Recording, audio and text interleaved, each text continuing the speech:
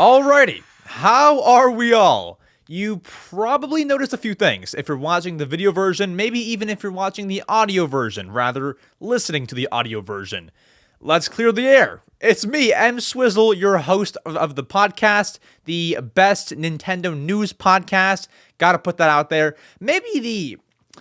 No, there's a few other news ones. Yeah, no, I'm not the only one, but just the best ones, riding solo. Just bringing you all the news, every bit of the news. We go into depth. We talk about the big news, the big boy news. A lot of news today, a lot of headlines, so that means a lot of small news.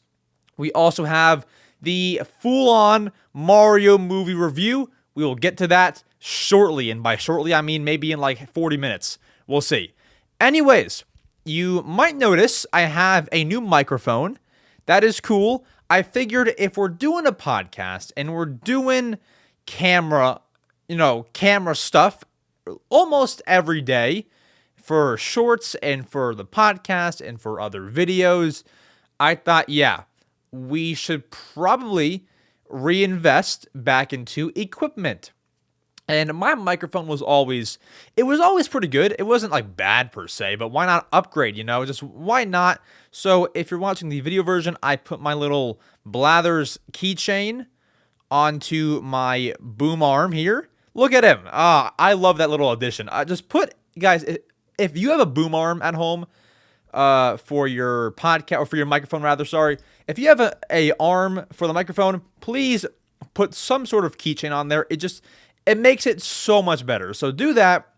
Otherwise, a lot of headlines, a lot of things to discuss, including, once again, the Mario movie. For now, though, we're in the intro. So to clear up how this podcast will work, you guys know, if you've been watching for a while, I record all of the podcast episodes on a Tuesday. Today is Tuesday, April 4th. As of recording, and that would mean that the Mario movie comes out tomorrow, April 5th. That is when this video will release, the April 5th, on the day of the Mario movie. And so what's going to happen is I'm going to go through today's news. We're doing the intro now, and we'll do the reading headline segment as well, where you have a lot. I mean, guys, this reading headline segment might be like, I don't know. It's very hard to predict because I'm not sure how fast I'll go through things. If I had to predict, and this could be awfully wrong, if I had to predict, maybe 40 minutes, which is long, but I don't mind it because, like, we're obviously a Nintendo news podcast, so we're gonna take long and we're gonna go into depth. But if you're on Spotify, any of the platforms actually, there are chapters. So if you're on Spotify and Apple, there should be notes, like a description kind of. That'll have all of the timestamps in it, so feel free to go to whatever you want, whether it be the Mario movie, whether it be a certain headline that seems interesting, whatever that might be. On YouTube, if you're on a supported device, most TVs have it. The only device that I can think of that I don't believe supports chapters is the actual Nintendo Switch. Unless, if it does, then great, but I don't believe it does, so keep that in mind. Otherwise, if you're on a good computer, cell phone, you should be able to see all the chapters when you scroll across the video. So you have that. Go to whichever part you want, whether it be the movie, whatever the heck, right? So I'm excited. A lot of headlines. Should be a long one. Other than that, apart from we introduced the new microphone. Wait, hold on. I didn't explain how this would work. So how it'll work is we'll do the headlines, and then I'm going to cut right there.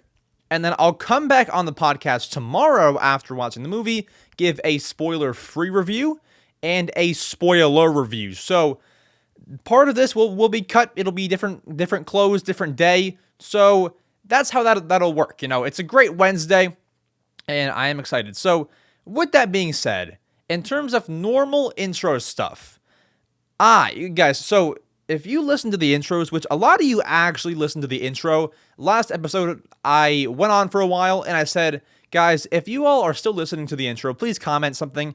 And a lot of you did, and I was very, very happy about that. A lot of you commented, and I tried to heart all the ones that I could. If somebody else commented in like the past 2 days, I didn't see it yet. So apart from that, thank you all for actually listening to the intros. I don't mind if people like want to go to a certain point as well, because I do that as well when I watch podcasts, but you kind of extra appreciate those who will listen to you talk about absolutely nothing for a few minutes. So I do enjoy that. So anyways, for those who listen to the intros, I've been playing a game called Lil Gator Game. I said that would be the next game to complete from my backlog. And what did I do, guys? I beat the game because it was only 3 hours, if that. I don't even think I took that long. I took like 2 hours. I took 2 hours to beat the game. It wasn't long. You go around, find 35 friends or something. You gather them all up, and you basically have them all come to a playground. You beat the game. That's pretty much it. Now, there is some stuff to do after you beat the game.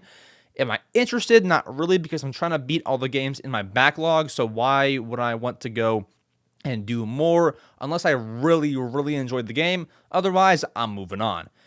Now, with that, my next game in the backlog. So, this is a hard one because I like to play my Switch most of the time downstairs in my living room. Not even on the TV, not even on there, because I feel like when I'm in my room, I can't talk to anybody. I'm not being with anybody. I'm just alone, which is nice sometimes. I do play in my room sometimes, but I'll normally play in the living room. So I kind of have dedicated a living room game and a kind of alone game, like a game that I can play in the other room on my Wii U, on my Wii, whatever, or a game that I can play in this room where I'm alone. I don't like to be in my room too much, though I kind of have to because that's where I do my YouTube stuff. So when I am in here, the next game to tackle that I have never beat but have played through and I know so much about it, but I've never actually beat the game yet. Super Mario Galaxy. I know, I didn't beat the game yet. Guys, I've played a lot of it. I know a lot about it. I'm going to be beating it on the Switch. So I'm starting from square one. I'm restarting the game right from the beginning. So I'm playing that next, and then I'm going to play. I have a different room in the house. I'm gonna play Paper Mario Color Splash on the Wii U as well. So Mario Galaxy is my living room game, and then Color Splash is my game room game. So we have that. If that makes any sense. Something else I forgot to introduce, and I didn't want to introduce in the beginning because it doesn't apply. It only applies to video-only listeners. Audio-only people, I'm so sorry, but we kind of have to make the video version cool as well to encourage you to watch on the official YouTube channel. So I'll make it quick because not everyone can notice this. If you are watching the video version, I have a second angle camera. So this is my old webcam that you're seeing right now. I used to use it for all my streams. Let me actually verify that it's, recording. Okay, it is. Hello there. It's me. It's not as high of a quality as it's not as high of quality. How do you say that? It's not as good of a camera as the one I'm looking at now is, but it's a camera. It works. It's definitely there. And I thought it would be nice for kind of just switching between the two and keeping you interested because you can kind of see a bit more of my desk that way, and you can just see a different angle of me while I am speaking to the main camera. Either way, it's a pretty cool addition. I needed some kind of second angle camera. I've always just used the one main camera. I never actually had a second angle camera, so just be aware when I'm talking, it might switch to that camera just for fun and to make it more interesting. With that out of the way, we're on the podcast. You know what it is. It's a Nintendo news podcast. How could I go without talking about Nintendo news? We have a lengthy reading headline segment. I think you want to get into it. I think I want to get into it. Let's go ahead. Let's do it. Alrighty, reading headlines. I told you this would be a little bit longer than it might normally be. So, a few changes to the reading headline segment. So for those who do not know, the reading headline segment is basically where we go over news that we cannot talk about for very long, but it is news either way. So I'm going to be saying the date where the date which the news broke on. So, for example, I'm starting out with March 29th. We have some news from that day. Then I'll go to March 30th news, then March 31st news, all the way until April 5th. So, I can't actually do April 5th news because I'm recording on April 4th, but the biggest topic on April 5th is the Mario movie. So, beginning with March 29th. First headline. So, the eShop closed not very long before that. Nintendo, what actually ended up happening was they disabled the ability to redeem download codes on the eShop about an hour and a half before the eShop actually closed, which was not planned and was not announced. So that was pretty unfair to anybody who had bought a download code last minute. So what Nintendo went and did is they re-enabled the ability to redeem download codes until April 2nd, which is gone now. But I thought it was very nice of them because honestly, when something like that happens, Nintendo is probably not the company that I would bet on to have great, I guess, consumer service. Like you wouldn't expect them to actually re-enable that ability. Like, yeah, it's unfair, but Nintendo doesn't really care. That rhymes. I mean, it's unexpected, but hopefully whoever had a download code was able to redeem it, thankfully. And what was actually kind of funny was after the eShop closed, and this was a thing, random developers, no like heavy hitters, but some smaller developers were actually giving out free codes. Like the developer one of the head guys at the development studio for Silver Falls, Gaiden, Deathly Delusion Destroyers, what a long name. That is the last game that came out on the eShop, and the head developer for that game was actually giving out free download codes. I believe he said it was over 1,000, which is insane.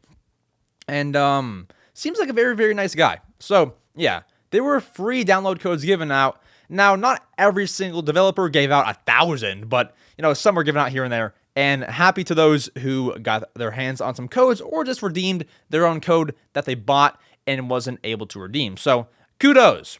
Next, I'm not going to pretend like I know much about this, but also on March 29th, the Pokémon Anime called the Arceus Chronicles is now available for purchase on iTunes, Google Play, Amazon, maybe even more. There's a lot of platforms that it could be on, but with that, the anime is now available for purchase. I'm not going to discuss much about it because I am a Pokemon fan, but I couldn't tell you the ins and the outs, and I haven't bought it yet, so but that is out there for those who do care. Next, March 30th. What happened on this great day? Well, we had the Mario movie hot sauce revealed to us. Guys, there is a company that makes hot sauce. Why does my neck always get red when I talk? I have no clue. There's a company that makes hot sauce called Truff. I've never tried their hot sauce, but I hear it's pretty good. They are coming out with a promotion for the Mario movie with 3 different hot sauces, one that has Mario on it, one that has Toad on it, and one that has Peach on it. And this entire bundle will cost $70, which is actually about the same price as it would be to buy all 3 of those individually from that same company. So if you're a fan of Truff hot sauce or you want to try it, by all means. It comes out today, actually, as the podcast comes out. So I doubt it's sold out, but go ahead and check it on the website if you want to see if you can get some. Never tried it, but I hear it's good. Next, March 30th. Oh boy, big news, guys. Big news. E3. Last episode, we were talking about how this will probably be canceled. Well, our dreams came true. E3 2023 has been officially canceled. It's canceled. Now, here's the thing. We expected this ever since Nintendo, Sony, and Microsoft all said that they were not going. We expected this, but does that mean E3 is dead forever? Because, if those 3 big companies and more are not going this year, it's what are the chances of them going next year and the year after that? They can all run their own presentations, and that's what they have been doing ever since the pandemic hit and E3 was not a thing. So they should likely just stay on the route that they're on, which would then kill E3 and it wouldn't be a thing ever again. I don't know, but just don't be surprised if E3 never comes back. Regardless, it is canceled. Boo-hoo. I'm actually going through these headlines a bit faster than I thought I would. Maybe this won't be a 40-minute segment. All right, next, March 31st. There was an interview conducted by Rebecca Valentine from IGN. We all love IGN. With the director of the Kirby series. His name, Shinya Kumazaki. Gotta love him. And I won't go through every single word spoken for the sake of your time, but I will tell you the biggest and most meaningful quotes from the actual interview itself. Now, during the interview, what was said was, quote, HAL Laboratories' goal is to provide a new gameplay experience. The developers won't just remake Kirby games for the sake of it, only if there's something new they can add. And so we saw a perfect example of that in Kirby's Return to Dreamland Deluxe. They added the Magolor epilogue, and so they don't want to just remake games because you can remake games. I think that's pretty big, and they always want to, quote, provide a new gameplay experience. Are you teasing at something there? Or, what are you talking about? New gameplay experience. I'm waiting for the next Kirby game, right? I'm waiting for it. Hopefully there's some new gameplay experience.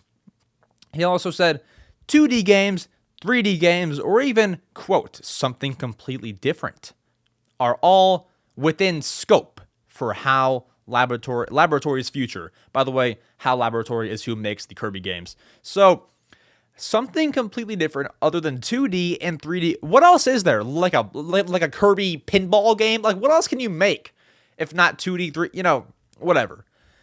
The one of the head developers, the director, says something new could be coming. Guys, I'm excited now. He's getting me excited. Something new is on the horizon. He also said, you might have experienced it if you played Forgotten Land, in that it's not quite open world.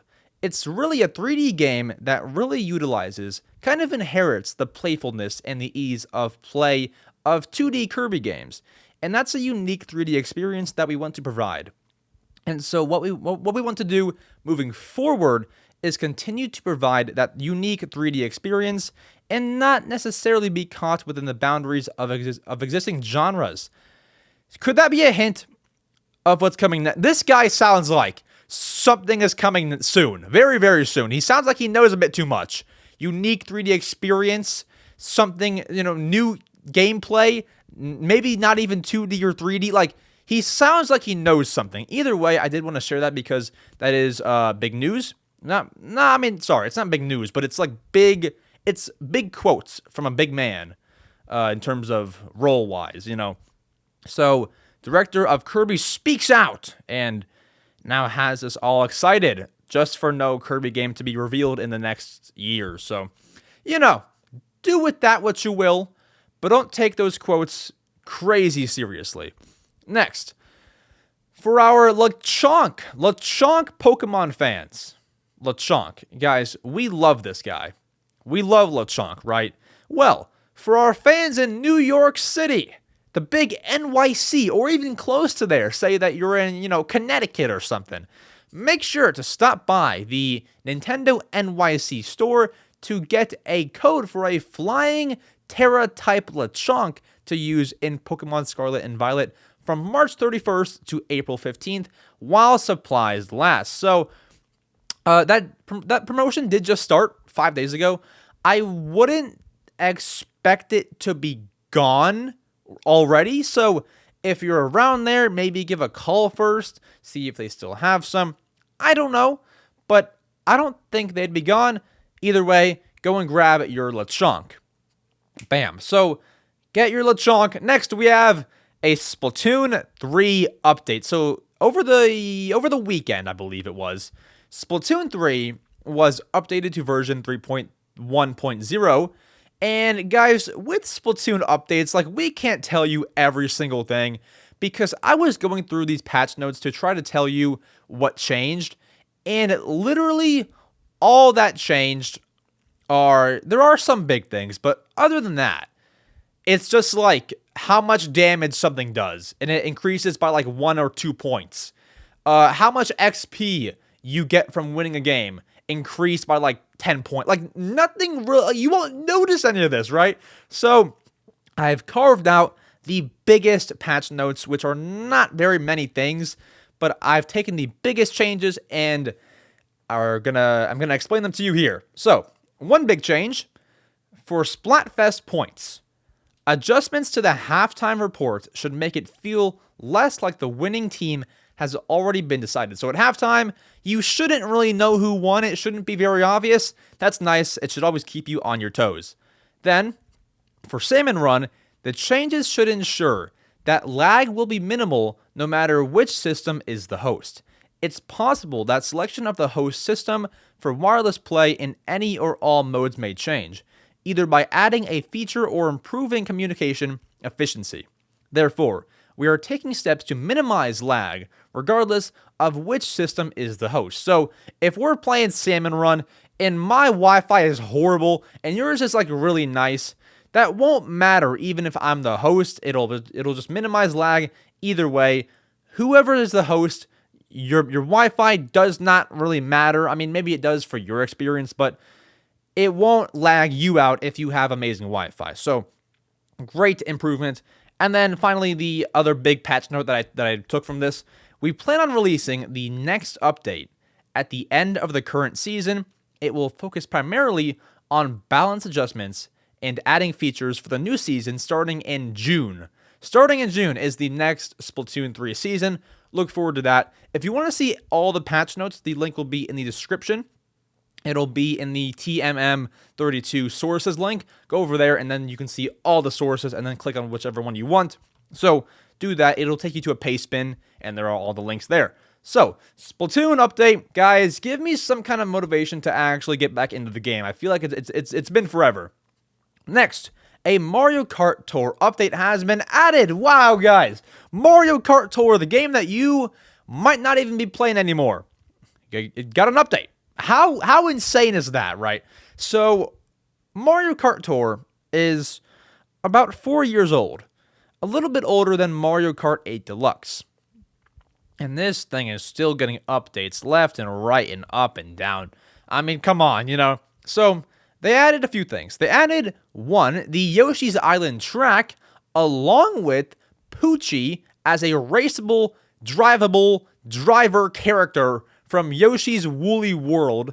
He is a driver. He or she, I don't know. Poochie is a driver. I think that Poochie is probably one of the best drivers that you could actually add to that game. Poochie is so cute. I'm gonna actually use Poochie next time I play Mario Kart Tour. I do play it a little bit, not very much. Like, I play it more than Splatoon 3, put it that way. But I don't play often, so I'm gonna try to use Poochie next. If you decide to use your Mii as a character that you drive with, you would know that you can add a suit on your Mii, similar to how Mario Kart 8 Deluxe actually works. You can add a suit on your Mii. The suit that has been added to the game is the Piranha Plant themed suit. So once again, if you're racing as your Mii, you can look like a Piranha Plant, start chomping at people, and, you know, look pretty swagger. So go ahead and do that, get the update, and have fun. Next, as for April 2nd news, there was not really any news on April 1st because, one, April Fool's Day. I'm kidding. That has really no effect on it, but April Fool's Day was the thing, so it's not like Nintendo would really announce much because it'll be taken as a joke. So that happened, so we fast forward to April 2nd. This is where Pokemon fans, it was not a good day for you. Not a fun day for Pokemon fans. So, Niantic, who creates Pokemon Go, is changing how the raids in the game are going to work. I'll leave the full patch notes in the description, but similar to the Splatoon update, I'm not going to go through all of them because they're very small, some of them. So I'll take the biggest ones, which are the most upsetting ones, and it will let you know what they are. So here's the thing. Guys, raids are changing. And by raids are changing, they mostly want your money. That's what's changing. So you have to buy remote raid passes, and here are the price changes. The price of the remote raid pass 3-pack will increase from 300 to 525 Pokecoins. So they're already upcharging. Next, the price of single remote raid passes will increase from 100 to 195 coins. Well, that doesn't sound like a big difference, but ain't nobody happy about paying more money. I mean, come on, you know. And then as for the other patch notes about that, trainers will be able to participate in a maximum of 5 remote raids per day. The maximum may change and increase for special events. And then trainers who participate in 5-star raids in person will earn more Candy XL than before. So you are getting more candy. The amount of raids might increase for special events. You can do 5 raids a day in terms of remote raids. And I don't play a whole lot of Pokemon Go, but I can tell you just seeing prices go up is never a good sign. I've seen a lot of people on Twitter very unhappy about that. So I'm sorry. I'm sorry, Pokemon Goers. I guess you can look at it on the bright side and just be like pretty thankful that I was going to say that they haven't doubled the price, but they actually almost did. Be thankful that it could be a lot worse. It could be a lot worse. Maybe there's no raids. Maybe they charge you 3 times as much. You know, it's a bit more money. I get that. Or coins, which I think you pay for, right? Yeah. I mean, unfortunate. It's not fun, and it's never a good thing. But they gotta maximize the earnings and the really just do what's best for Niantic. So it just has to be done. But hopefully, you trainers are strong, and you and your Pokemon can take the hit of prices going up. So you have that. Then we can fast forward to April 3rd, because that was the only thing that really happened on April 2nd. April 3rd, my gosh, there's a lot of news, and this next one is a mouthful, but it's also probably the most interesting one. So, Nintendo and a company called DeNA have begun a joint venture company, which they had announced in it was just November of 2022. They announced this was happening. They have a joint company.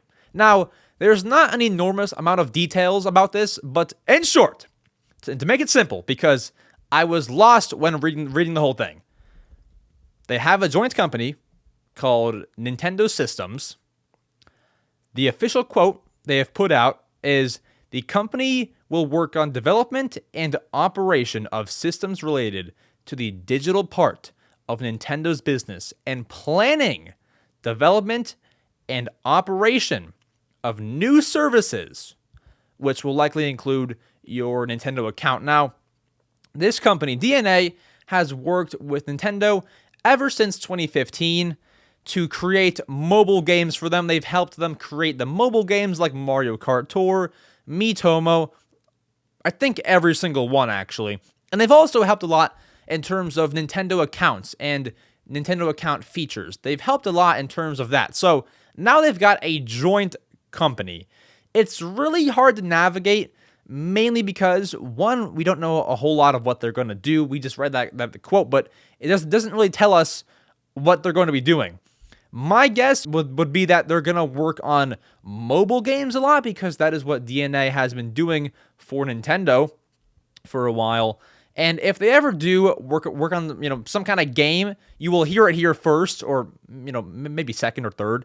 I don't know. They've been knowing each other, seeing each other for a while now. I'm kidding. It's not like that. But they've been working since 2015 together to create their mobile games, and that's what I would expect them to be working on. They could introduce some brand new services, is what they have mentioned.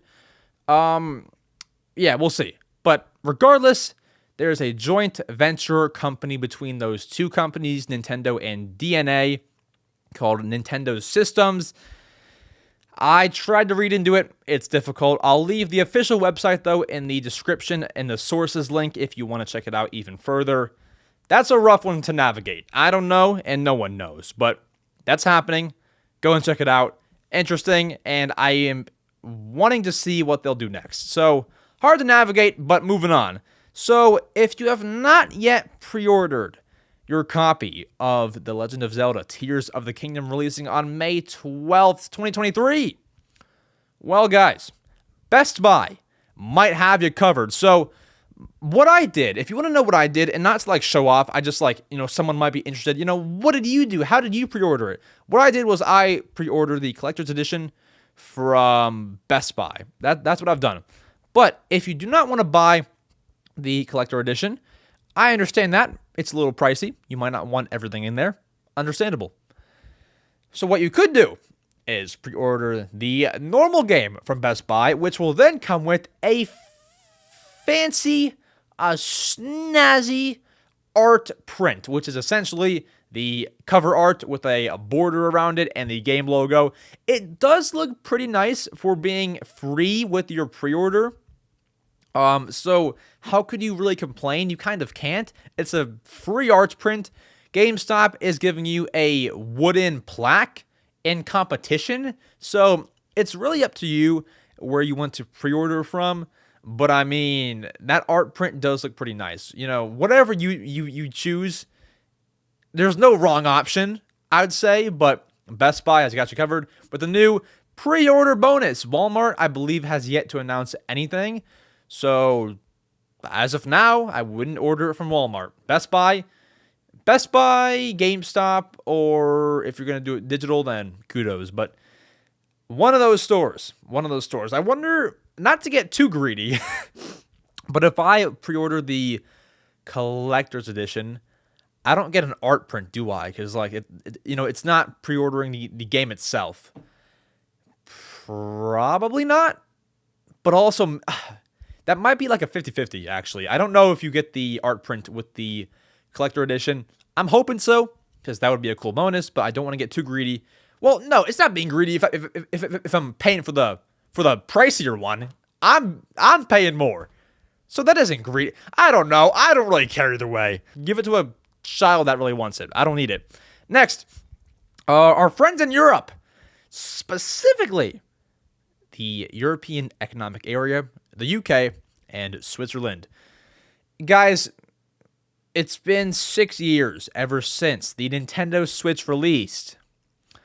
About maybe 5 years, 5.5, since Joy-Con drift has been discovered. And only a couple years since Nintendo has admitted that.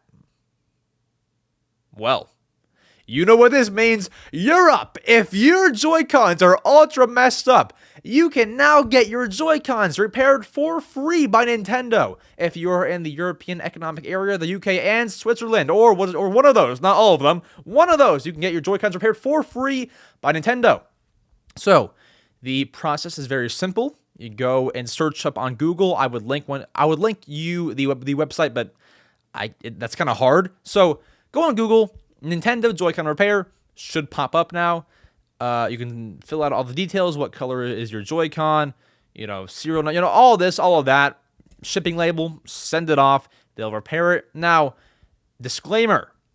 Do not, by all means, do not send any special edition Joy-Cons.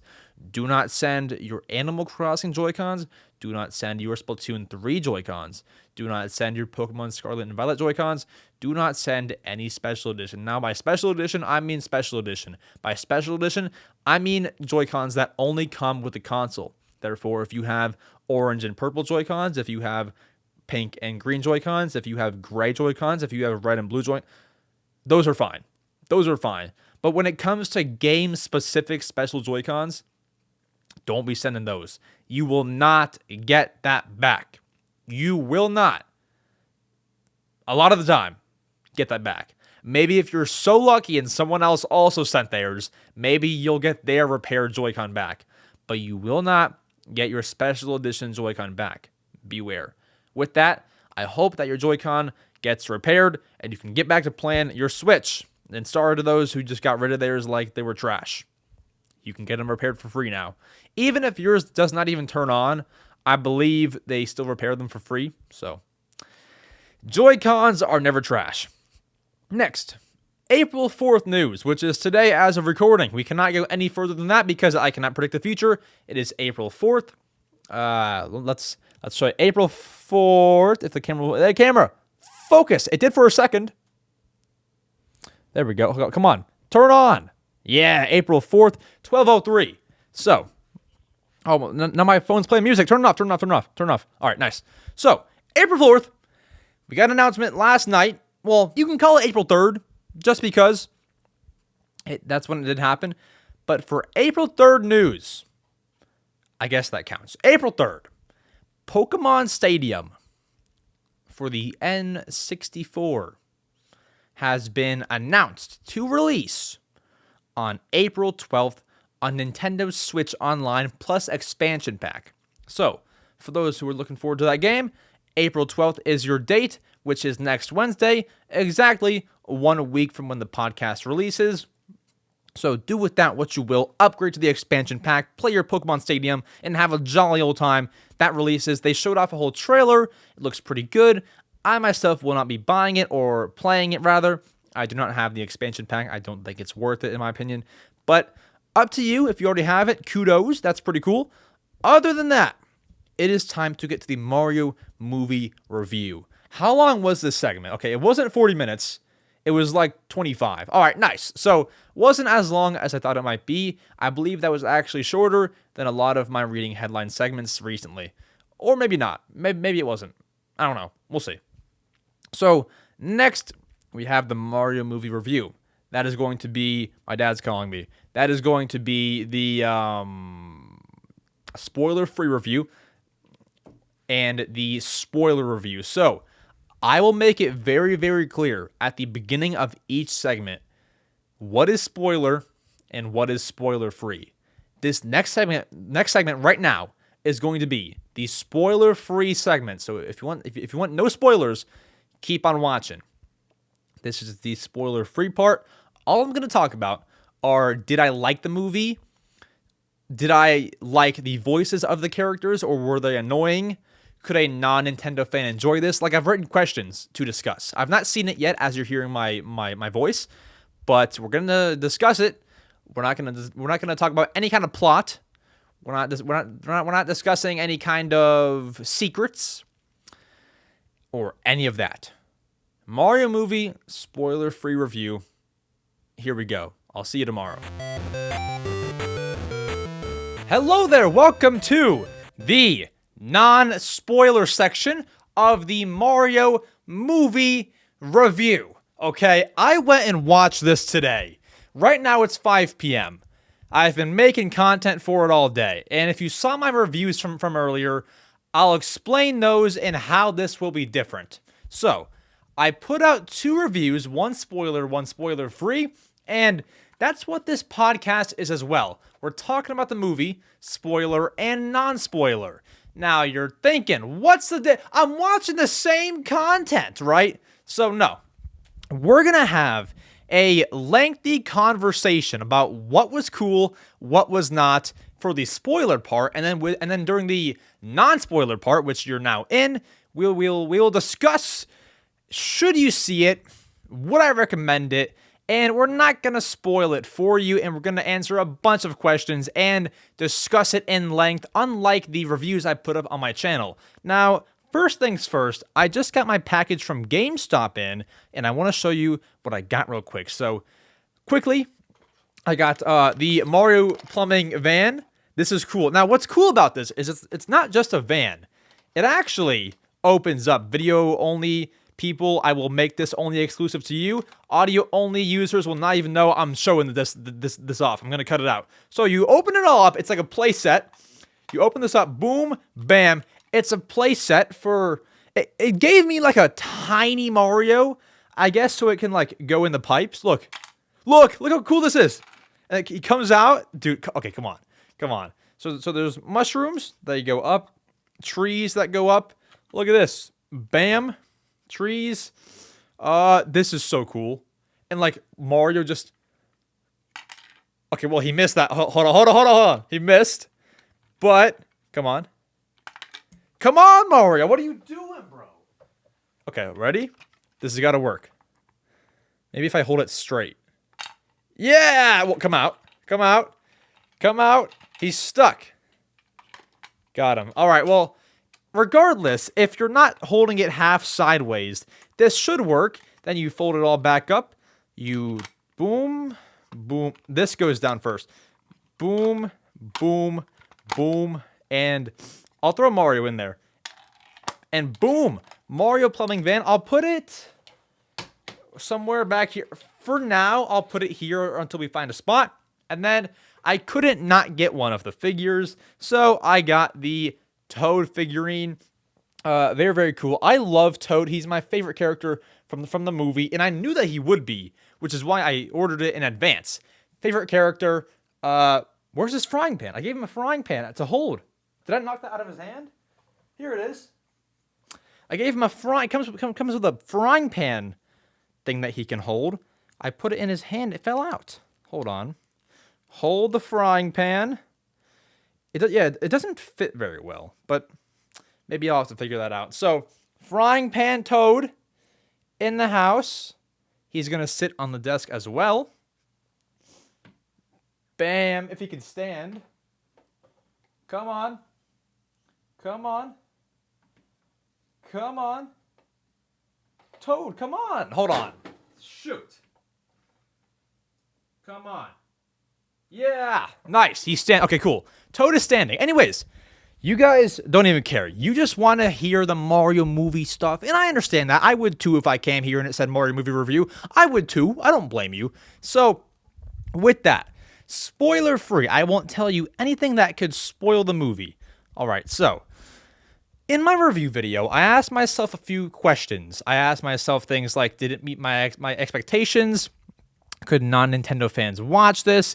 Things like that. And so if you want to see that review, watch it after this podcast. I will go into depth though. So today, I went to the theater, 12 p.m.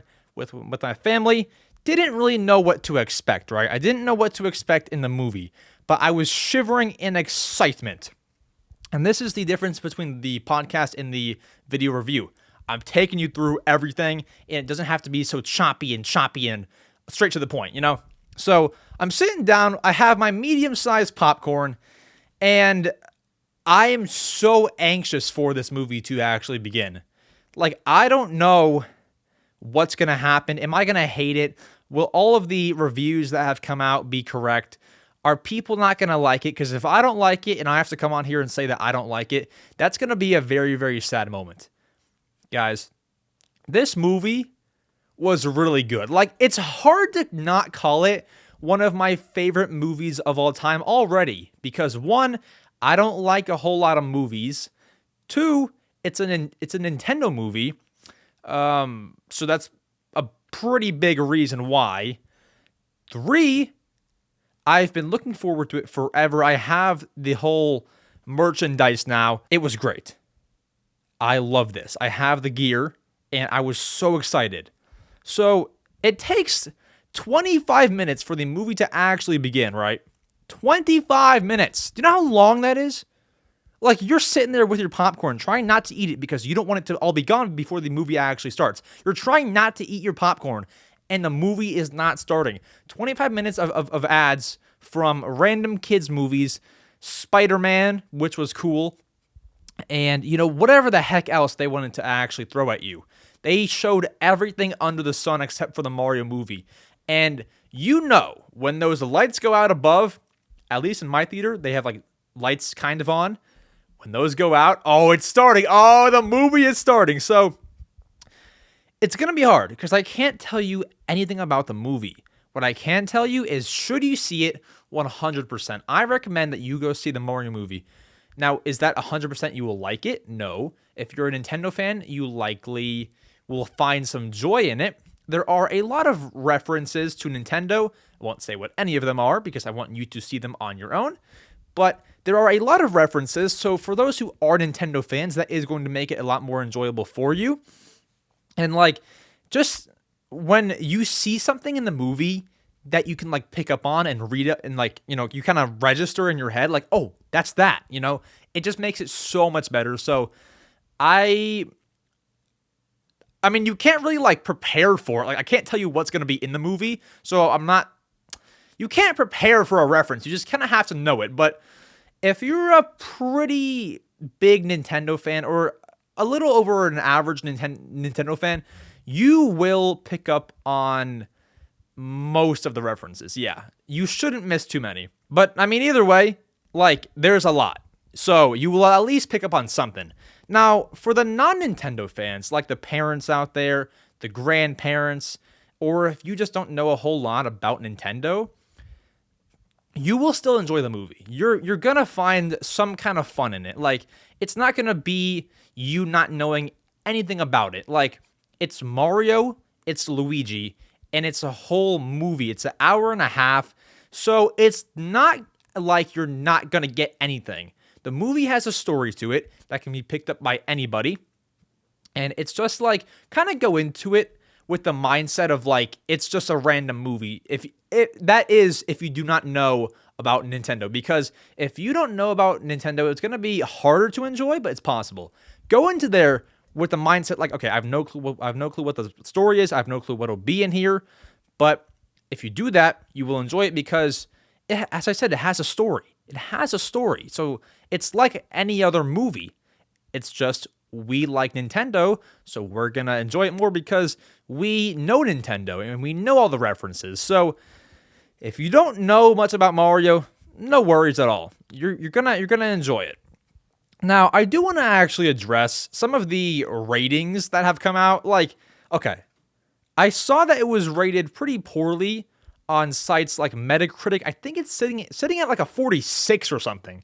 So I want to say this, because this is not spoiling it, just telling you the ratings that are available publicly.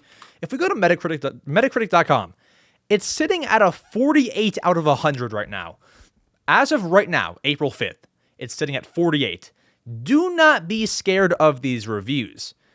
I don't think it was anywhere near a 48, and a lot of the people that I'm seeing come out are actually giving it great reviews, and that 48 score are from news outlets and reputable sites, not the fans themselves. The fans themselves overall on Metacritic have given this an 8.4 out of 10, which is really, really good. And that's about the score that I gave it. I gave it a 7.8, which is essentially an 8 out of 10. So really, the users like it. The outlets don't. Don't let any of these bad reviews influence you from seeing the movie. It's not actually that bad. I do not know why the review score is seriously that low. I don't know. A lot of people don't like it. But at the same time, there aren't very, very many like outlet reviews, and they're pretty mixed. So a 48 out of 100 is not how I would describe the Mario Bros. Movie. If I gave it a 7.8, I would have given it a 78. So that's where I would put it. So 30 points lower than what I would rate the movie. And not to say that my rating means everything. I'm just giving you my experience. So in short, do not listen to the bad reviews. They don't really mean anything. And don't let that judge how you judge the movie. Or don't let it alter you, rather. So with that, go see the movie. It is in theaters. There's not much that I can tell you that I didn't say in my video. And there's not much that I can tell you that I can tell you at all, because it would spoil the movie. But for those who did not watch the video, I'm not going to make you watch it, but I'm going to restate some of the things that I said. So I'm going to quickly go through 7 questions that I asked myself in that movie and answer them on the podcast right now. I'm not going to make you watch that whole video, but here's what I said in it, basically. So, did it meet my expectations? 100% yes, and it surpassed them. 2, could non-Nintendo fans watch this? We answered that yes. 3, is it mainly made for kids? A little bit, but anybody can enjoy it. 4, was the movie length good? It went by quick because I was enjoying it too much, but overall, an hour and a half is good. 5, did they show too much in the trailers? My thought was yes. I said in my review, around like every 6 or 8 minutes, you would hear a line or see some footage that was shown in a trailer. Therefore, you could kind of predict what was going to come next. 6, did I like the characters' voices, or should they have been different? I thought most of them were spot on. I won't tell you what was not spot on, but a lot of them fit the characters and the role perfectly. And the last question, what would I rate it out of 10? I said 7.8, 78 out of 100, or 7.8 out of 10. Use that as you will, but those are the 7 questions that I answered in the video that I made earlier, and I answered them on the podcast. So, with that, go and see the Mario movie. That is the no spoiler segment done. I can't say too much, and it can't be too long because I don't want to ruin your experience. So, go and do that. Go and watch it, and then after you watch it, come and watch the spoiler review, which comes up next on the podcast, and I also made a video spoiling the whole movie and reviewing it. And I don't mean to spoil it, the whole thing, but you kind of have to discuss it. So with that, that's the no spoiler part. Let's get to the full-on spoiler section of the podcast. Alrighty, my spoiler friends. So you all must have either A, watched the movie, or 2, just like to hear about what actually happened. And I don't blame either of you because I'm kind of both. Like, I didn't want any spoiler going into the Mario movie, but for any, video games, I love spoiler. Like, give me it all. For most things. Maybe not Animal Crossing, but, for Zelda, Tears of the Kingdom, give me it all. I don't care. But, with that, Mario movie, this is kind of like a one-on-one discussion. So, I made a video earlier, as I've been mentioning, about my review. It was basically not a full-on spoiler review about the movie, and you might wonder what is different here. We're going to have a full-on, in-depth, crazy, detailed conversation about the movie, as far as I can remember. So let me actually pull up, guys, I literally took notes during the movie. This is how much I needed to remember what was happening, because I'm the kind of guy that's going to forget a lot of it. So, we start off the movie. Bowser and a bunch of penguins. That was shown in the trailer, but I didn't really think that was going to be right at the beginning. I didn't know when that would be shown in the movie, but I didn't think it would be at the beginning. So, you have that. Next thing you know, there's a shot of Mario and Luigi in their house. Their family is making fun of them, saying that their plumbing commercial is not very good. And I'm not going to tell you everything that happened in the movie, but I'm going through and giving my thoughts on each part, which was very, very rude. It wasn't. Come on. We get a Mario mom and dad and family reveal, and they're just criticizing. Guys, so rude. Anyways, Mario movie, they didn't like Mario and Luigi for the whole plumbing thing. And so they do that. Then they have to go and actually, hold on, I have this backwards. They were at Punch-Out Pizzeria and they ran into Foreman Spike. Let me back up a little bit. They ran into Foreman Spike and Foreman Spike was doubting their business. And I actually like Foreman Spike's voice. He was voiced by Sebastian Maniscalco. I think that is the perfect voice for Foreman Spike. Foreman Spike was a character in one of the old Nintendo games called Wrecking Crew. So he made a comeback. He's not really been in many games ever since then. He was in NES Remix and stuff, but that's about it. And so he made an appearance. He doubted Mario and Luigi's business. Then they get a call. They go to a family's house and they meet a dog named Francis. Guys, this guy is ruthless. He is ruthless. I mean, he messed up the whole job. He messed up the job. He messed up the Mario and Luigi plumbing job. And so water's going everywhere. They're blocking every single hole. And I mean, man, Francis, you messed up. And so they finish this. House is done. They leave. Then they're at home with their mom and dad and everybody. And this was one of my favorite scenes. We don't ever get to see Mario and Luigi at home or what their family looks like. They look a lot like them. They all look like each other. So that was cool to see. Beyond that, it's really hard to remember what actually is, because I don't remember the entire movie.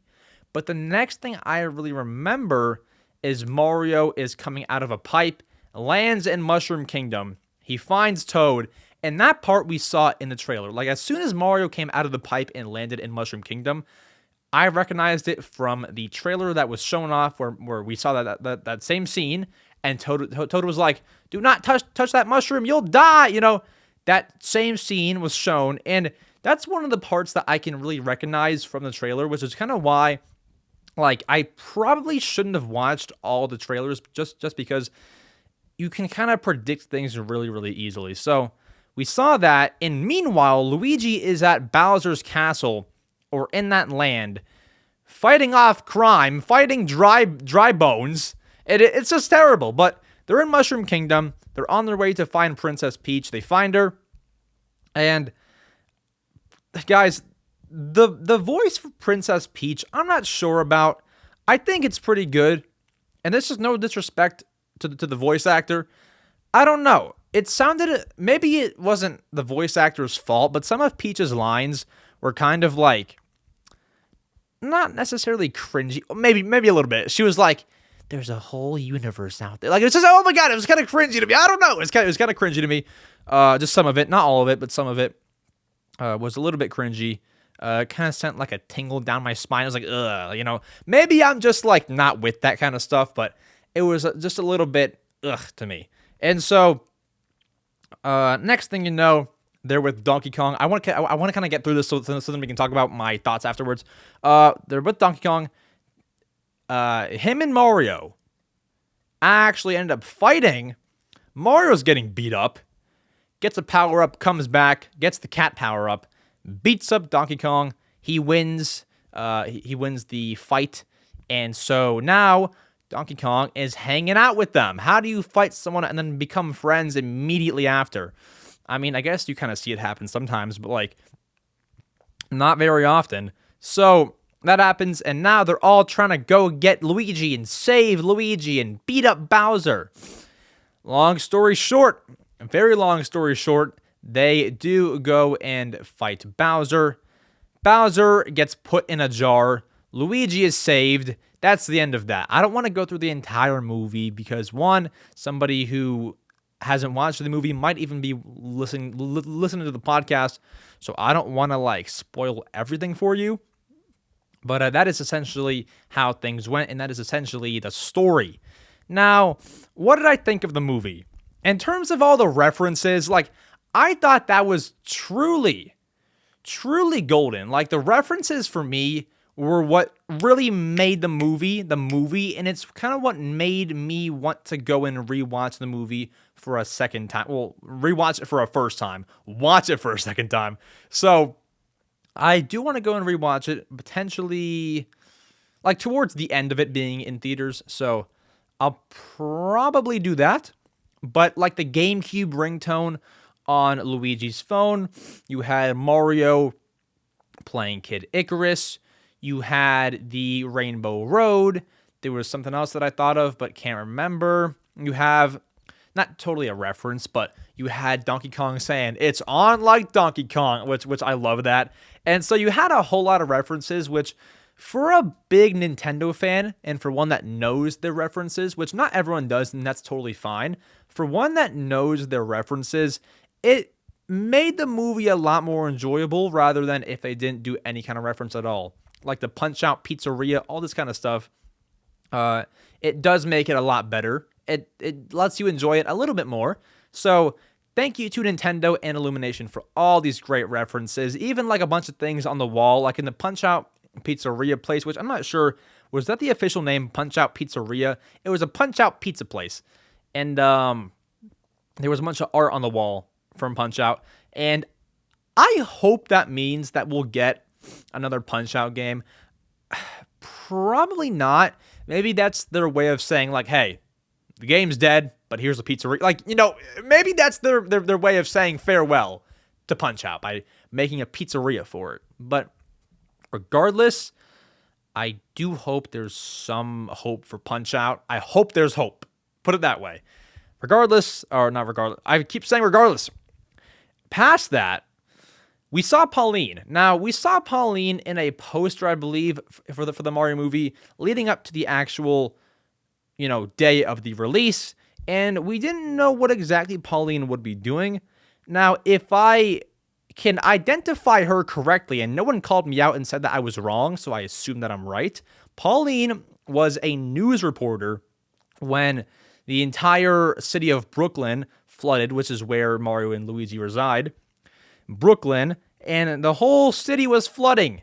And Pauline was a news reporter, and unless I missed her in a different scene, that was pretty much it. She reported on the live news, and there goes Pauline. So you have that, Pauline, there you go. She made her cameo, that's about it. Yoshi's also made a cameo, but there was no real appearance from the green Yoshi himself. You saw a bunch of Yoshis running, but, you didn't get the actual green boy. No one was riding on Yoshis. Nobody was talking to Yoshis. Now, I'll get to the post-credit scene in a few minutes, but there was that. And then as far as music goes, there were a lot of Mario tracks that were redone, remade probably, in the movie, and they sounded more like movie songs that way. And so I could easily pick up on all of the songs that were played. The weird thing is, I had a hard time identifying what song was what. Like, I didn't really know. I had zero idea what was what. Just because I'm watching a movie, like I can't think so fast. Like I'm hearing do do do do do do do do do like, and then in my head I'm like, gosh, what song is that? Where's that from? It's obviously Mario, but where is that? What game is that from? So I couldn't think half the time.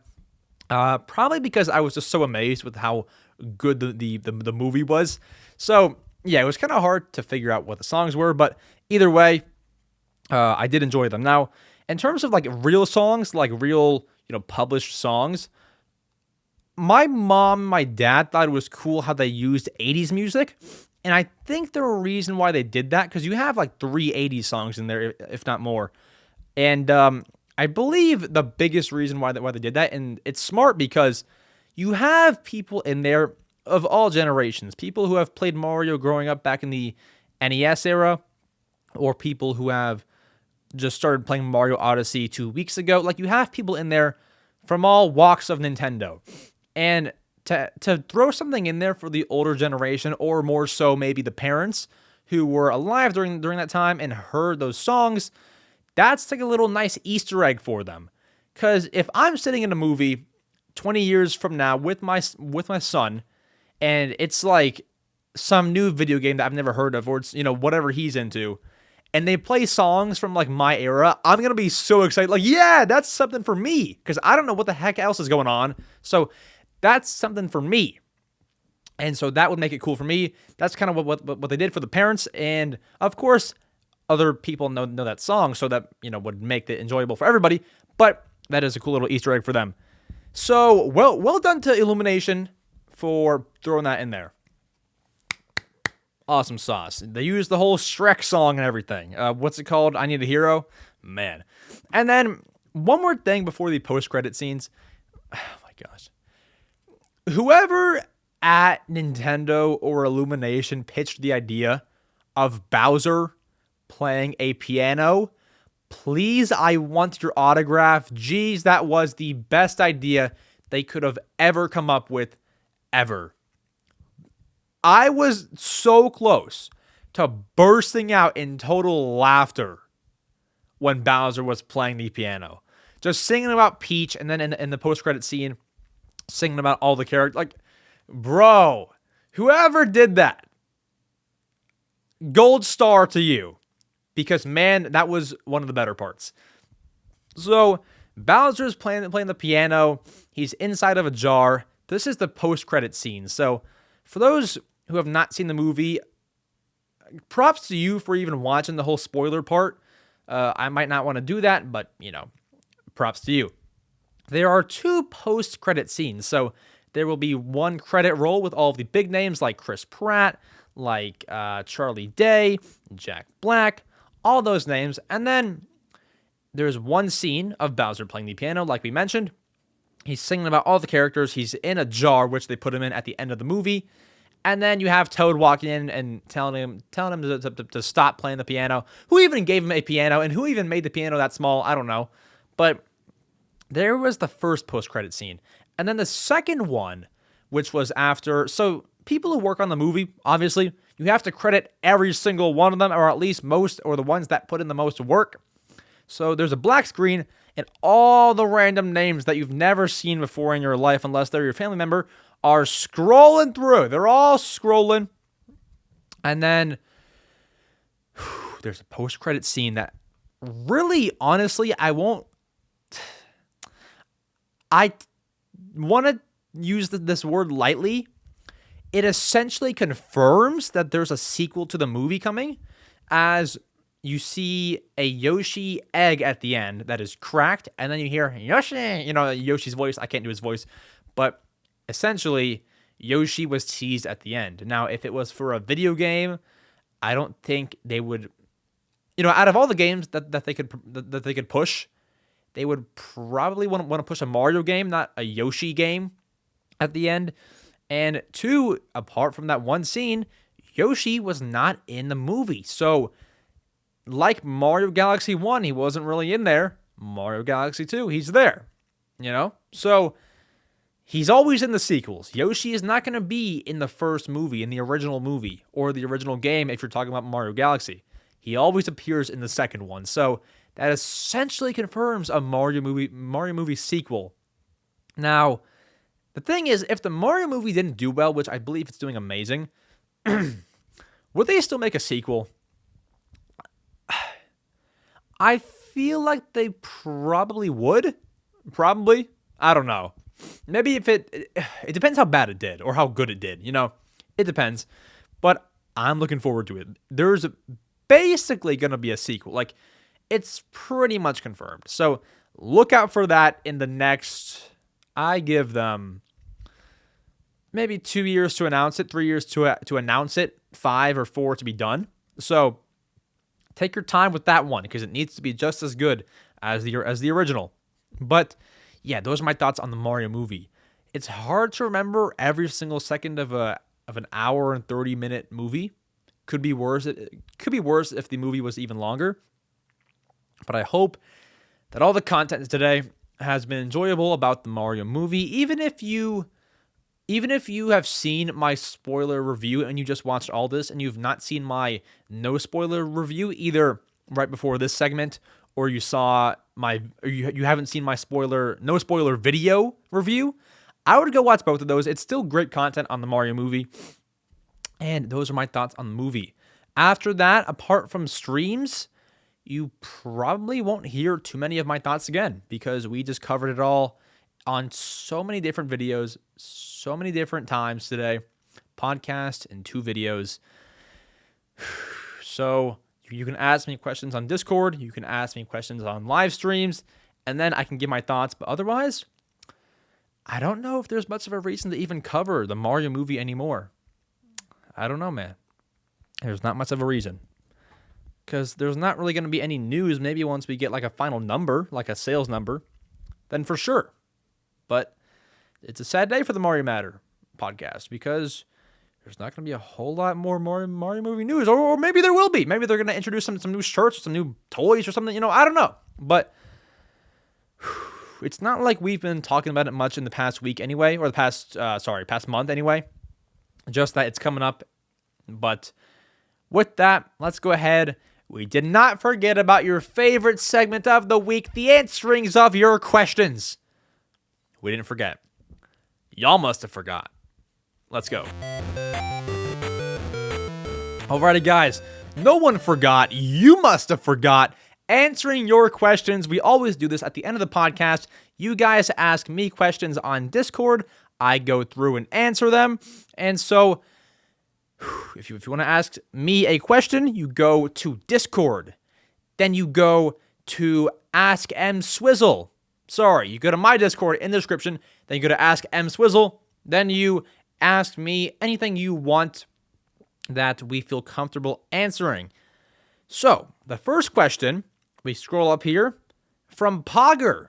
Have you ever played a Kingdom Hearts game? Let me put it over here. Have you ever played a Kingdom Hearts game? If you like Disney, these games are great. I have touched one, but I've never beat one. I played Kingdom Hearts 3 something 5. I have no clue. It was on the PS4. I do not recall what it is. I still have it, and I do want to beat it at some point. Next, Ike Tellius fan asks, "What's your favorite Fire Emblem game, FE game? And if so, who's your favorite character or Fire Emblem character?" So, bad news. I've never played a Fire Emblem game in my life. Is that like a common thing amongst Nintendo fans? Because I've never ever played one. I've never touched one. I don't know anything about it. Should I start playing one? I don't know. It never seemed like my kind of game when it would pop up in directs. It never seemed like my game to play. So I've never actually touched one. If I should get into it, though, please let me know. Although I cannot answer that because I've never played. Next, Shapito asks, "What's your favorite Nintendo era, 80s to now?" So between, obviously, those are the main game eras. From then to now, my favorite era, I know what it is, but I want to make sure. Yeah. Is the 3DS and Wii U era. So the 3DS came out 2011 to 2017. That is my favorite Nintendo era, mainly because that's the era in which I was still growing up. So a lot of times, the era in which you grew up in, and grew up as in like from age 5 to 12 or so, is normally the era that you like the most. And who knows, maybe after the Switch era is long gone, I will look back and be like, dang, maybe that was the best one. I can't tell while I'm in the era if it's a good era. But as of right now, I don't totally like the Switch era because it is missing a whole lot of things from the Wii U and 3DS era, like the music, personality, all that. So my favorite era is the 3DS and Wii U era. I don't know if any other ones will top it. Next, Flame Asteroid Queen asks a few questions, so I'm going to read them all at once. And by few, I mean like 6. So, which is totally fine. I say ask as many as you want, but I'm going to read them all at once and then answer them all. Read them all, answer them. We're not going to go to somebody else and then read their question and then go back. Here we go. Do you think the 3DS Badge Arcade should be ported to the Switch? 100%. The Switch menu is so empty. That would be amazing. I would love that port, especially because it just got shut down on the 3DS. So Switch version is needed. Next, same user. Do you think the Switch should have a background customization like the 3DS and music for the apps, or for the background like the 3DS? 100%. It needs some kind of themes and background music. And I think that Nintendo actually had good intentions on doing that, but didn't want to lower performance and wanted to maximize it in loading up games and booting up the console. Because when you boot up the console, it's very, very quick. When it's from sleep mode to on. And so I think they wanted things to be as fast and as snappy as possible, which is, albeit nice and, efficient. The thing is, it's not fun. Like, you want to get off the home menu as soon as possible. At least for me. I don't like it because there's not a whole lot of personality. No reason to hang out there. Like, you see so many comments on... If you search up, like, Wii menu theme 10 hours, you'll see so many comments like, this is so nostalgic, so great. My childhood. And these songs and these little features make consoles. They make consoles. So when you don't have any of that on the Switch, it breaks consoles. It broke the Switch. It's not going to be nostalgic in very many ways. The only things that could be nostalgic are the games, like Animal Crossing New Horizons, Mario Odyssey, Super Smash Ultimate. The games might be nostalgic. The console won't, unfortunately, unless they add something that is worth remembering. Also, do you think the Switch needs Mi Plaza or other 3DS or DS apps? For sure, like especially DS apps. Well, really both. For 3DS, Street Pass isn't really all I need. AR games would be cool as well for that extra personality. In terms of DS games, there's not much that the DS has that the 3DS doesn't. But I would like just some random apps for like $1.99. Like, there used to be like an Animal Crossing style clock for the DS. Like, that's so cool. just a random clock, things like that. A little DSiWare would be awesome. And that Animal Crossing clock that I speak of was actually on the 3DS. It was ported over. So to not have it on Switch, it's just sad, man. Even if it was like an improved version, I would like that too. Same user also asks, do you think we need the Everybody Votes channel on the Switch? And we also need something that's like Miiverse, or they can bring back Miiverse to the Switch, and we need Discord. So Everybody Votes channel, all the old stuff we need. Everybody Votes, Miiverse, and Discord. Discord, I don't know. I think what should happen is Nintendo should just have their own voice chat platform. I guess that Discord could also work. It could work. Discord, I wouldn't hate it. Like, I wouldn't push against it, but I think if Nintendo made their own voice chat system, that would work as well. So yes, everybody votes. Yes, Miiverse, and yes, Discord. Same user. Do you think we need Discord on the Nintendo Switch? And do you think we need Miiverse? I think we already answered that. Miiverse, yes. Discord, yes. Have you ever homebrewed on your Wii? I have. My Wii is homebrewed. My Wii U is homebrewed. I have two. That one is homebrewed. The one in the other room is not. So one homebrewed Wii, one homebrewed Wii U, one homebrewed 3DS, and that's it. No homebrewed Switch, no homebrewed DS. That's about it. So the reason why I even mentioned that I've homebrewed things, guys, like a lot of YouTubers don't say that and don't do it because they're afraid of not being able to collaborate with Nintendo. And I totally 110% get where you're, I totally understand where that comes from. I get that. For me, though, I have zero intention on ever working with Nintendo. I don't want to have to feel like I can't say certain things about them. I don't want to have to feel like I can't, give my honest thoughts, or I have to make my review so good. Like, for me, I just want to say whatever I want. And I'm not saying that they limit you on what you can say, but you generally want to make it a nice, positive review. If I don't like a game, I'm telling you. And maybe that's not how it works. Maybe they do let you say bad things, but I just don't want any part. So I will admit, I have modded consoles, and nothing bad can happen because you see people make modding tutorials on YouTube. So for me, just saying that I modded the console, no piracy, just themes and backup save data, I think that's generally fine. So yes, that's why I even admit that I've modded consoles. Next, Shapito asks, what is your favorite movie or video game soundtrack? That's funny because the whole Mario movie.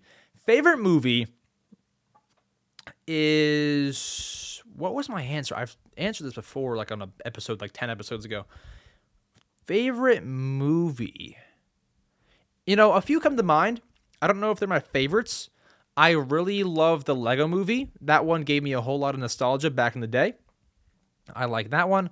I like Big Hero 6. They're like kids' movies because I don't watch a whole lot of movies nowadays, especially mature ones. So those two. I want to watch some Rocky movies. I just haven't really found a time. I have time, but I haven't found a moment where I'm like, all right, sit down, few hours, 2 hours, let's watch the movie. I've never really done that. So it's hard to say. I like documentaries more because it's real stuff. It really means something. I've watched a few. I watched one on Michael Bisping. I watched one on Conor McGregor, who are two UFC fighters. Bisping is retired, but I watched those two documentaries. I'm a documentary guy. I can't pick a favorite movie, but those are 4 that I named. 4 good ones. And then Rocky, I want to watch. And then favorite video game soundtrack? Favorite soundtrack from a video game is going to be Animal Crossing New Leaf. That's my favorite game of all time, in part because of the soundtrack. It's so good, so peaceful. You can't get much better. The New Horizons one kind of disappointed me just because it's a big step away, but it's still good either way. It's still pretty good. Next, CS asks, about a year ago, my baby brother took my 3DS and he snapped it in half. Should I buy my brother's 2DS XL for $25, considering I already sold all my 3DS games and would need to buy them again. Yeah, tough one. 25. Okay, well, first things first, to go ahead and buy that, because if you, worst case, do not want it, I mean, sorry to your brother, but, hustler life, go ahead and list it on eBay. I'm just kidding. I'm kidding. So, if I wouldn't do that to your brother, I would buy that, though, because, although it's your brother, if he wants to offer that to you, $25 is a steal. So, I would say buy that, and considering that you sold your 3DS games, I don't think will be a big deal because, yeah, that does suck. You can rebuy the games if you're going to have the 3DS. Just make sure not to buy them. This is hard to do. This is very, very hard to do. It depends how you sold it. If you took it to GameStop, this doesn't apply. But say that you sold them on eBay, you probably got a decent price for them used. I would simply buy another copy of the game for around the same price that you sold it for, because that would make sure that you split almost even. I believe that you would lose some money for shipping and stuff like that, but you would split almost even, getting all your games back. If you traded them into GameStop or something, tough one. I would say just buy the ones that you want the most, and if you want to get back into 3DS gaming, that's kind of what this comes down to. If you want to get back into the whole 3DS thing, if you do, buy the 2DS XL, buy a few games. If you don't, I would just leave it, honestly, because it'll cost you some money. Next, Cactus Lord Gaming asks, do you think the Burger King ads sound good or annoying? Oh, like the, how does it go? BK, is it your way or our way? Having your way. Yeah, I mean, they're not annoying, but they do what they want them to do. Get stuck in your head. So, they sound good. They don't annoy me, but as I said, what they want to happen is to get it stuck in your head, and that's what they've done. So they're good. I don't really mind them, though. Next, SwangFrog04 asks, what special Nintendo consoles do you have? Zelda Switch, Pokemon DS, etc. So the only one that I have, well, okay, put it this way.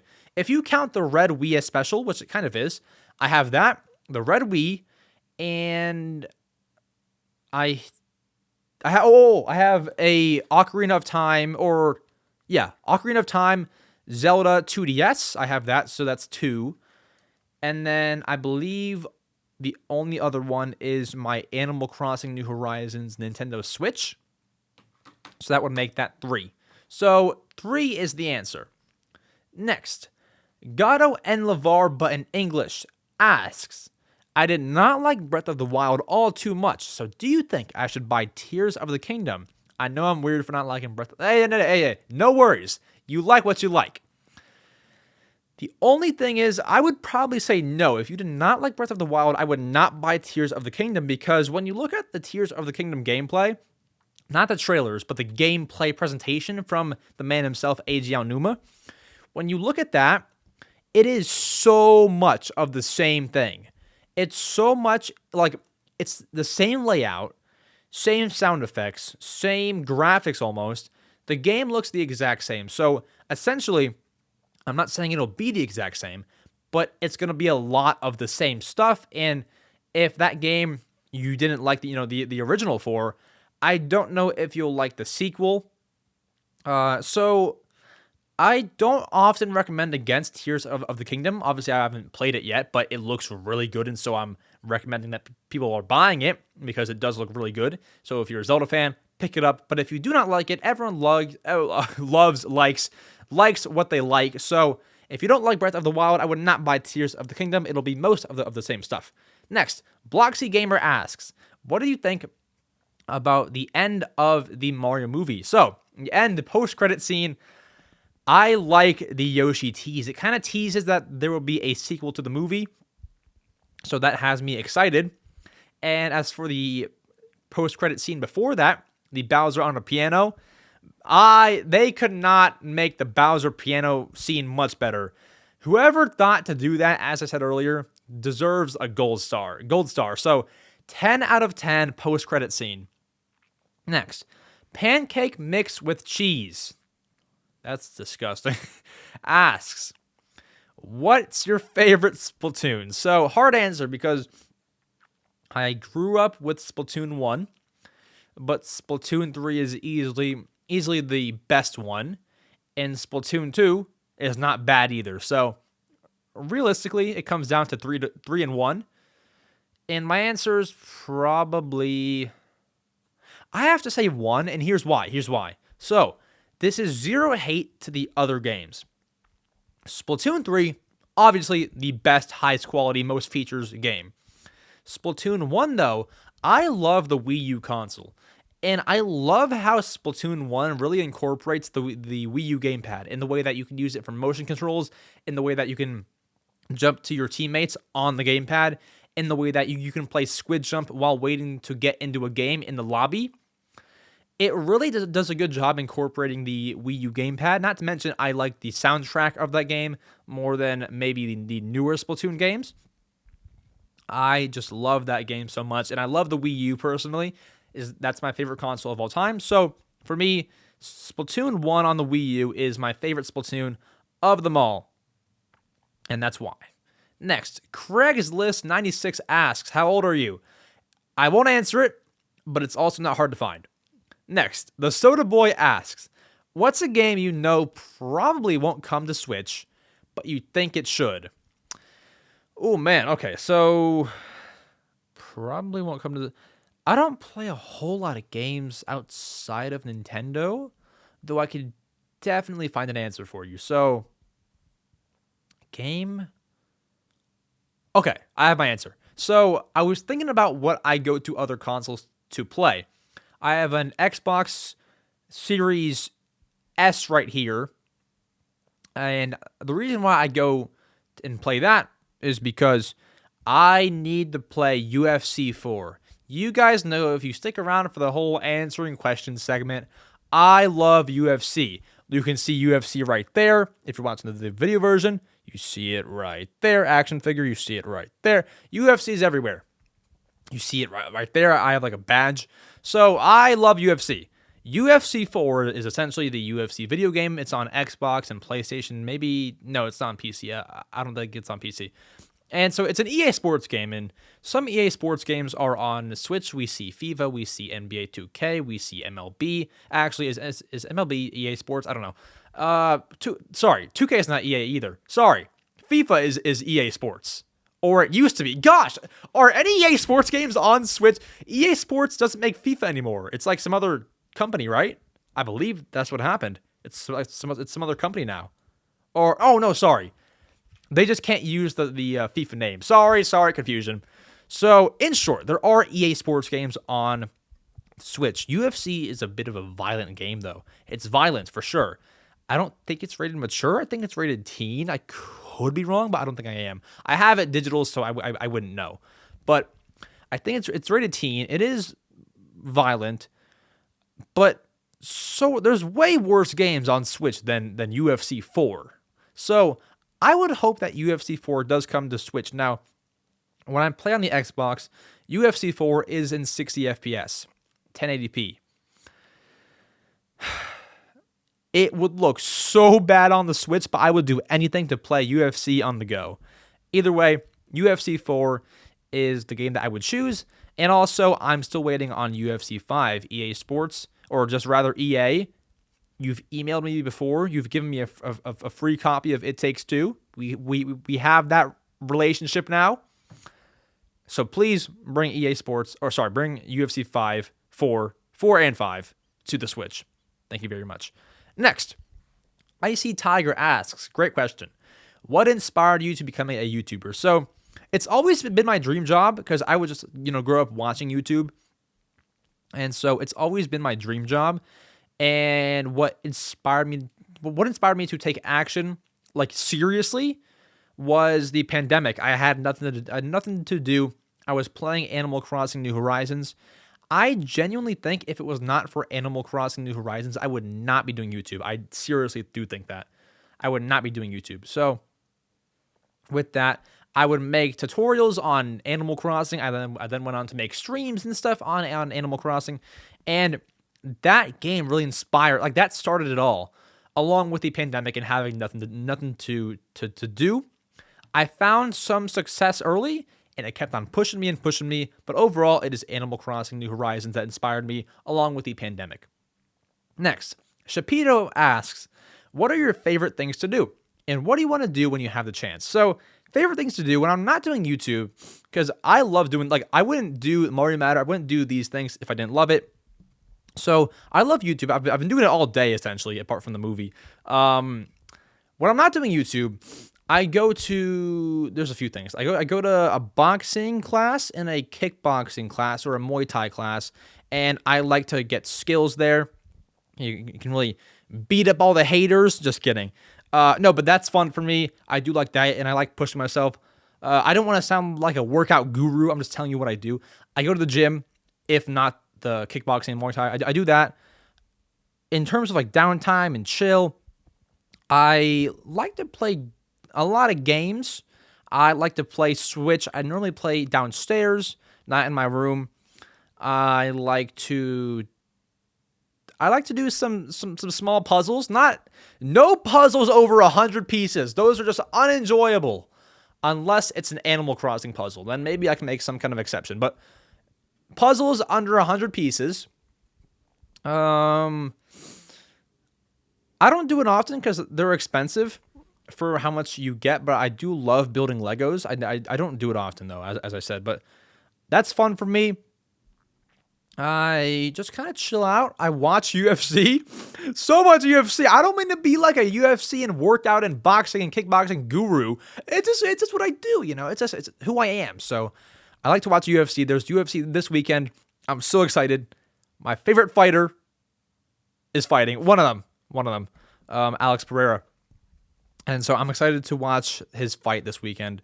That's fun. UFC, relax. Video games, puzzles, Legos. I like to go to Target for fun. I just walk around Target. I just walk around. Look at some Nintendo, look at random stuff, look at books. Oh, I read. That's a new, I read things. That's a good one. All right. So anyways, that's kind of what I do. And what do you want to do when you have the chance? Just anything? I've always wanted to go to London, England, as weird as that sounds. I will do that. Whenever I go to London, I probably won't vlog it. I don't know. I don't think I'll vlog something like that. Maybe like a little bit here and there, but not like the whole trip. I really, really want to go to London. I will not. I was going to say I won't die before going to London, but who knows when death is happening. I want to go sometime in the next 10 years. So hopefully I can do that. Next, Cactus Lord Gaming asks, if your channel wasn't about video games, what would it be about? It would probably be self-improvement, which I almost kind of want to incorporate on my second channel. I would never go hard and try to be a self-improvement YouTuber, but I am really obsessed with that kind of stuff. And I would probably make videos how to, not like a morning routine video, but how to kind of kick it off on the right foot, and some kind of motivation, something. I'm all into that. Motivational speech. I would not do a motivational speech, or at least not now. I don't plan on that. But I listen to a whole bunch, and I honestly that sounds cringe, obviously, but that really does kind of help you get going when you're just kind of feeling tired, when you're feeling down, you're not feeling up to the challenge. You turn on some motivational speech on YouTube, kind of get going. So self-improvement, motivation videos, that kind of stuff. Next, but I don't do that because I would rather make Nintendo videos because I love that as well. I love that just a bit more. So anyways, Jeremy Plays asks, do you believe pineapples belong on pizza? I do. There's people who have reacted to his message and said no, thumbs down. Guys, is that a big problem? If my homie puts pineapples on pizza, I'm not saying, bro, why did you do it's fine. I don't know. It's fine. You like what you like. If you put a pencil on your pizza, I wouldn't say anything. It's like everyone likes what they like, you know? I've never had it personally, but does it belong? I think this toad figure belongs. Like, I don't know. Like, you know, you like what you like. I don't like the pineapple on pizza hate. But, yeah. Whatever you want, put on your pizza. Maybe don't actually put a pencil on it, but you know how that goes. Next, our final question. CS asks, would you rather have home screen music on the Switch or have themes on the Switch? Hard one. I think probably the music, because when you think of nostalgia for old consoles, the first thing that you think of, or at least for me, is the music. When you go on YouTube, Wii menu, it's 10 hours, people are like, man, this was my childhood. Not the white background, or for the 3DS rather. No one ever says, man, I really miss that Sonic Boom theme. Like, the themes don't matter as much as the songs do. And yeah, themes come with songs, but if we could just have one song to remember the whole console, I think that would be much more worth it. So, yes, themes, we don't need as much as music to remember the console. So, my answer is home menu music. We need that more. But that is all the questions. Thank you all so much for listening and watching to this podcast. I don't know how long it is because it's in 2 different parts. So, hopefully it was a good length for you all. If not, my longest podcast. I'm not sure how long it is. I don't know. I think like an hour and 40 or so, somewhere around there. Anyways, thank you so much to our channel members. Let's give you all a personalized shout out as promised for every single episode. I actually forgot last episode, which is pretty much a crime. So let's do it here.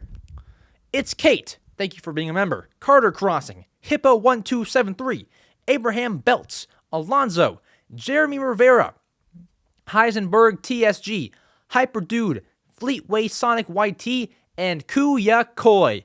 Thank you all so much for becoming channel members. If you want to become a channel member and get awesome perks like unreleased videos, special shoutouts, emojis that you can use that nobody else can use, badges next to your name on YouTube, feel free. There is a link in the description. You can either click that if you're on Spotify, Apple, or even on YouTube.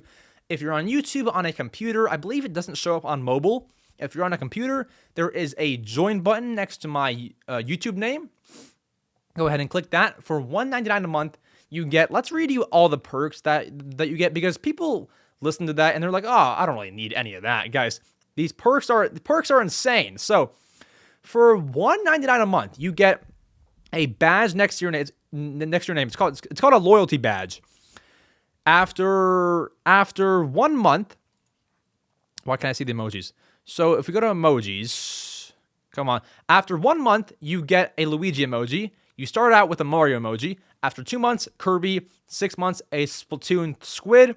After 12 months, a Funky Kong emoji next to your name. And after 24 months, my Animal Crossing character with a crown on it and a shocked face. And so that's not all. You think this is some game. You also get emojis that you can use that are specific to the channel. Shoutouts at the end of videos. Unreleased YouTube shorts or normal videos, and recording session video access. I did a new one recently where I set my phone down, I record myself, and I just record my YouTube shorts, and you can see all that goes into it. So, channel member, if you're a fan of the channel, is more than worth it. Anyways, that is it. I love you all so much. I'll see you all in the next Mario Matter episode. Have a good one. And I said in the intro of last episode, if you listen to the whole thing, comment down below hi or hello, or say that you listened. If you somehow, some way navigated yourself to the end seconds of the Mario Matter episode number 32, please comment Toad. And I will reply to your comment, and I will cough. I will cough. I will reply to your comment, and just thank you. Personally, thank you so much for listening to the whole thing. I love you so much. I'll see you all in the next video, next short, next podcast. Adios.